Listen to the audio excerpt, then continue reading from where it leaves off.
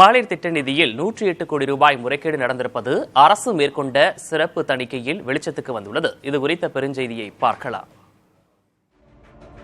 தமிழ்நாடு மகளிர் மேம்பாட்டு நிறுவனத்தின் கீழ் பயன்படும் மகளிர் திட்ட நிதியில் 107.94 கோடி ரூபாய் நிதி முறைகேடுகளும் விதிமீறல்களும் நடைபெற்றிருப்பதாக சிறப்பு தணிக்கை அறிக்கையில் சுட்டிக்காட்டப்பட்டிருப்பது பெரும் அதிர்ச்சியை ஏற்படுத்தியுள்ளது.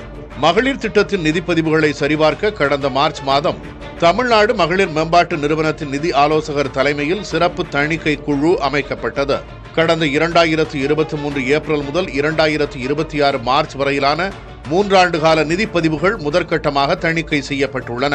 மொத்தமுள்ள 388 வட்டார கூட்டமைப்புகளில் இதுவரை 186 வட்டாரங்களில் நடத்தப்பட்ட தணிக்கையில் 107.94 கோடி ரூபாய் முறைகேடு செய்யப்பட்டிருப்பது அம்பலமாகியுள்ளது. சுய உதவி குழுக்கள், தொழில் முனைவு, வேலைவாய்ப்பு உட்பட ஏழை பெண்களின் முன்னேற்றத்திற்காக ஒதுக்கப்படும் அரசு நிதி பயனாளிகளுக்கு சென்றடையாமல் வட்டார மேலாளர்கள், ஒருங்கிணைப்பாளர்கள், அவர்களின் உறவினர்களின் வங்கிக் கணக்குகளுக்கு திசை திருப்பப்பட்டிருப்பது தணிக்கையில் கண்டறியப்பட்டுள்ளது.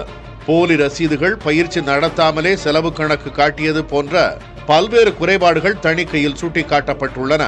மயிலாடுதுறை மற்றும் திருவண்ணாமலை மாவட்டங்களில் தலா 10 கோடி ரூபாய்க்கும் அதிகமாக நிதி திசை திருப்பப்பட்டதாக கூறப்படும் நிலையில் மயிலாடுதுறையில் 8 அதிகாரிகள் பணி நீக்கம் செய்யப்பட்டுள்ளனர். மீதமுள்ள வட்டாரங்களிலும் தணிக்கை நிறைவடைந்தால் இந்த தொகை மேலும் உயரக்கூடும் என அஞ்சப்படுகிறது. இந்த விவகாரத்தில் தொடர்புடைய நபர்கள் மட்டுமின்றி கண்காணிக்க தவறிய அதிகாரிகள் மீதும் உரிய விசாரணை நடத்தப்பட வேண்டும் என்ற கோரிக்கை எழுந்துள்ளது. புதிய தலைமுறைக்காக செய்தியாளர் பிரசன்னா.